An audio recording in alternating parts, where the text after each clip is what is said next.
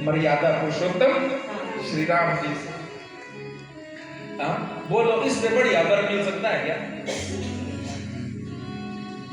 लोगों को भेजेंगे भी तो भी इससे बढ़िया पति नहीं मिलेगा, इतना बढ़िया वर नहीं मिलेगा किसी को। और जानकी जैसी बिटिया, जानकी जैसी बहू मिलेगी किसी को क्या? राम जैसी खानदानी, राम जैसी सुंदरता, राम जैसा वंश, अरे केवल भूभाग, पूरी पूरी पूरी भूभाग, पूरे पृथ्वी मंडल का राजा और उसका बेटा इकलौता, बड़ा बड़ा सबसे ज्येष्ठ पुत्र। ऐसा वर कौन नहीं चाहेगा? और बिटिया जनकपुर के राजा की, वो साधारण बात है क्या? जिनके विवाह में भी खाने के बाद जो मुखवास दिए गए, मुखवास माने पान तांबुल दिया गया, तो तांबुल बनता नहीं है, खुल जाता है। आजकल तो टूथपिक लगा देते हैं, लौंग लगा देते हैं। तो उस समय क्या व्यवस्था थी जनक जी की? बोले जो मुखवास थे, मुखवास के लिए जो तांबुल पान की व्यवस्था थी, उसमें कोई लौंग या लकड़ी नहीं लगाई थी व्यवस्थित करने के लिए, तो सोने की कीलें लगाई थी। अब सोने की कीलें पान को व्यवस्थित करने के लिए लगाई हैं, तो आप सोचो कि जेवनार कैसा होगा, व्यवस्था कैसे होगी राम जी की? दशरथ जी की स्वागत की व्यवस्था, बरात की व्यवस्था क्या होगी? इतने धूमधाम से एक लड़के कन्या के पिता ने विवाह किया, और विवाह करवाने के बाद, कन्यादान के बाद किसको पता था कि जानकी जी को जब घर में मुख दिखाई हुई ना, गृह प्रवेश हुआ, तो कौशल्या मैया ने अपनी बहू जानकी जी को मुख दिखाई में, गृह प्रवेश की मुख दिखाई में क्या दिया था उपहार? कोई कंगन नहीं दिया, कोई साड़ी नहीं दी, कोई लॉकेट नहीं दिया, तो क्या दिया?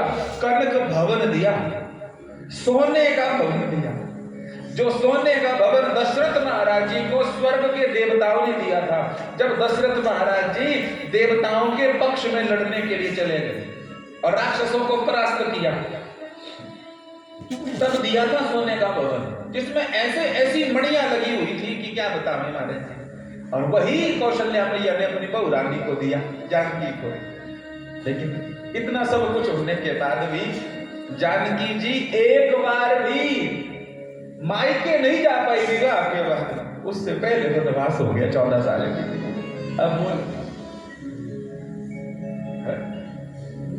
जानकी मैया जब राम जी को वनवास हुआ, तो जानकी मैया को राम जी ने कहा कि तुम मेरे साथ नहीं चलोगी। जानकी जी ने मैं कहा जाऊंगी, मैं तो जाऊंगी चाहे कुछ हो जाए। अब कई लोग तर्क करते हैं क्या? बोले महाराज ससुर जी कह रहे हैं कि मत जा, सासू मां कह रही कि मत जा, लेकिन फिर भी साथ जा रही है। जानकी जी ने कहा मुझे परवाह नहीं है दुनिया क्या बोलेगी, मैंने विवाह इनके साथ किया है, ये वनवासी हो जाएंगे और वनवासी होकर के देखो सास ससुर की आज्ञा का पालन करना धर्म है, ये बढ़िया बात है। लेकिन मानी नहीं जानकी जी यहाँ पर।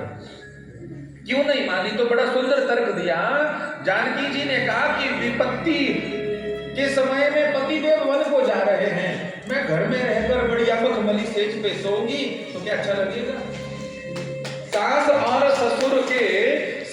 ससुर की बात को मानना, माता पिता की बात को, आज्ञा का पालन करना, ये धर्म है।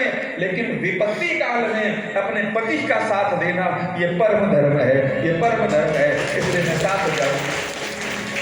इसलिए जानकी पर कोई आक्षेप नहीं लगा पाया महाराज।